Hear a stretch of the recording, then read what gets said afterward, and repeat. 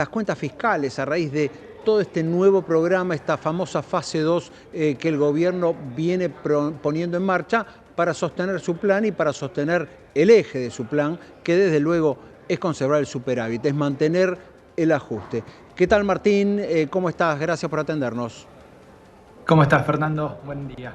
Bueno, tu primer análisis sobre esta fase 2 del plan que anunció el viernes en conferencia de prensa el equipo económico y sobre todo, ¿qué puede pasar en el plano fiscal? Digamos, si el gobierno consigue reorganizar la deuda pública, la deuda en pesos, consigue ese traspaso de pasivos remunerados del central a deuda del tesoro. ¿Cómo se conecta eso con el plan del superávit fiscal, que es el plan en sí mismo, digamos? Es el primer objetivo que tiene el gobierno.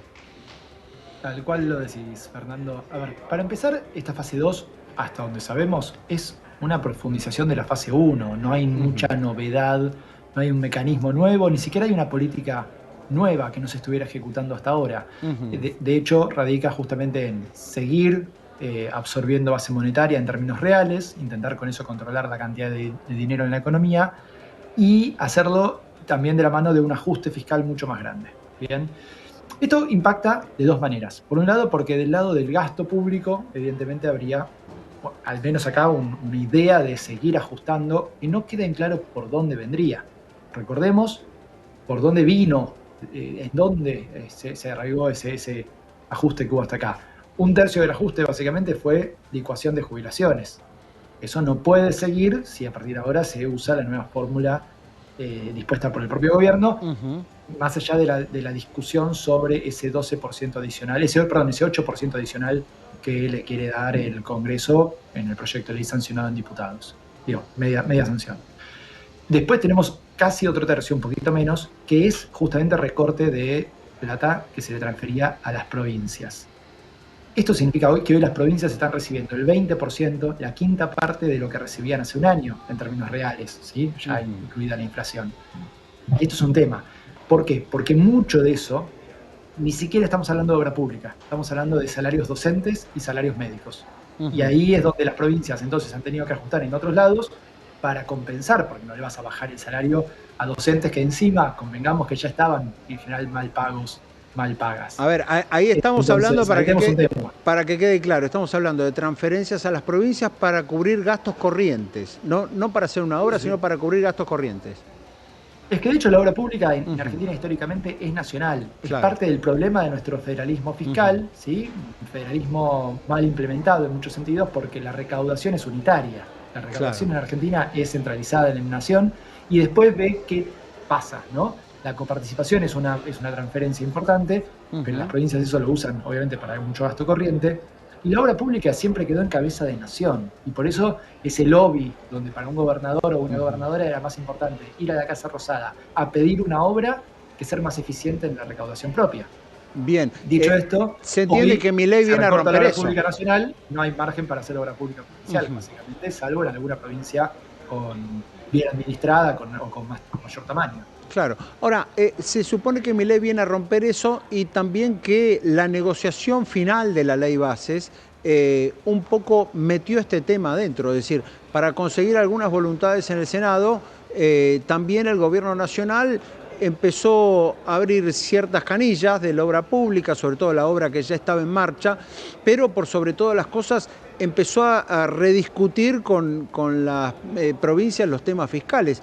¿Qué crees que puede venir de ahora en adelante? Digamos, las gobernaciones van a tener un cierto mandato de ajustar sus cuentas solo por la obligación que le impone el gobierno nacional, ¿o prevés que ahí va a haber más conflicto? En verdad el ajuste hasta acá viene dado porque no hay plata efectivamente en las provincias, y ni siquiera por lo que negocien con el gobierno nacional. La crisis económica en la que estamos, la depresión productiva en la que estamos, hace que se recaude mucho menos por ingresos brutos, es el principal impuesto, entre el 80 y el 95% de lo que recauda propio cada provincia es ingresos brutos. Y después por lo que le llega por coparticipación, porque hay menos recaudación de IVA, también hay menos recaudación de ganancias, más allá del mayo, en el cual las empresas mostraron ganancias mayormente fruto de la devaluación de diciembre, ¿no? Entonces, pero todo, digo, todos los impuestos coparticipables han caído, la recaudación propia de las provincias ha caído. Entonces las provincias ya están ajustando y que no haya transferencias de nación solamente complica ese panorama un poco más. Ahí, como decís, el gobierno tiene aceptó en la negociación de la ley bases dos cosas que son parches. Reactivar alguna obra pública, lógico, digo, punto uno, ¿por qué no podemos tener un país sin obra pública? Eso es pérdida de productividad a futuro. Una empresa sabe que si nadie hace la ruta, si nadie hace la red de telecomunicaciones, si no hay provisión de energía, todo eso depende de la infraestructura en la cual invierte el Estado, y la empresa tampoco puede funcionar, y mucho menos a un costo competitivo con el mundo, ¿no? Bien. Pero además de que la obra pública no se puede parar en general, estamos hablando de terminar obras que estaban empezadas. No, es muy poco productivo, muy poco razonable como sociedad pretender que algo que se empezó a hacer no se termine, porque perdimos plata en el medio también, ¿no? No, por supuesto. Por último, ¿qué crees que va a pasar en la segunda mitad del año con el superávit? Sobre todo considerando algo que se viene repitiendo desde hace bastante, que el gobierno consiguió este superávit en el primer trimestre, sobre todo en base a algunos factores, las transferencias a las provincias es uno, que no pueden ser eternos, digamos, que no pueden sostenerse en el tiempo, sobre todo también, agrego, considerando lo que siempre ocurre, que sobre el final del año el gasto público siempre aumenta, siempre hay funcionarios que quieren usar las partidas que tienen a su cargo.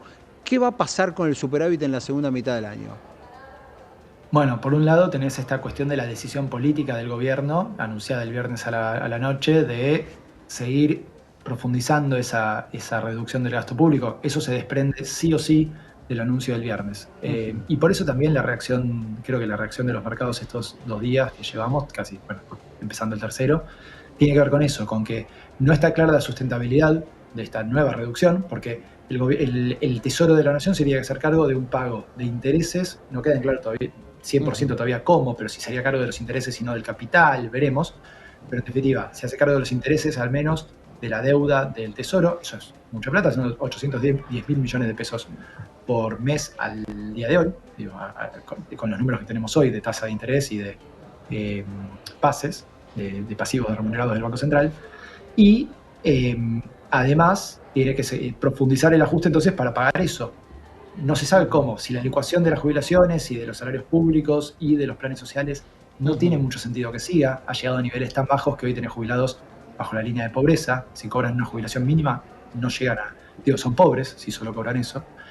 Y digo, no queremos seguir tampoco desprestigiando y pagándole mal a los empleados públicos que hacen su tarea. En todo caso tendríamos que discutir, porque mi ley hasta acá lo que ha logrado es despedir a quienes tenían contratos precarizados, no hay ningún tipo de auditoría ni de discusión sobre dónde debería gastar el Estado, dónde debería haber más o menos empleados públicos. Dicho eso, entonces no queda claro cómo habría un mayor ajuste, pero el gobierno está diciendo que lo va a hacer. Acá radica un poco la insustentabilidad, es una de las dos lecturas del anuncio del viernes a la noche. El otro es el tema de que, bueno, no hay todavía un camino de salida del cepo cambiario, es un gran problema sobre el cual, que es quizás la deuda de este gobierno en términos de que prometió mucho y no logra encontrarle la salida al tema cambiario todavía. Bueno, en ese marco, sí, efectivamente vamos a tener un segundo semestre probablemente más complicado, digo, en términos de producción, de actividad económica. El anuncio del viernes también implica una doble contracción adicional a lo que estamos teniendo hoy. Menos gasto público y también menor cantidad de dinero real en la economía. Eso es un doble golpe a la actividad productiva, al ingresos de toda la sociedad. Y después, en términos del mantenimiento del superávit, hay que ver cómo se conjuga esta decisión política con lo que es posible técnica, social y productivamente en nuestro país. Muchos desafíos para la segunda mitad del año, sobre todo para un gobierno que dice que lo peor ya pasó. Martín, te agradecemos muchísimo este contacto. Un gusto, Fernando, como siempre. Hasta la próxima. Martín Calos, economista de la consultora Épica, dándonos su visión sobre la cuestión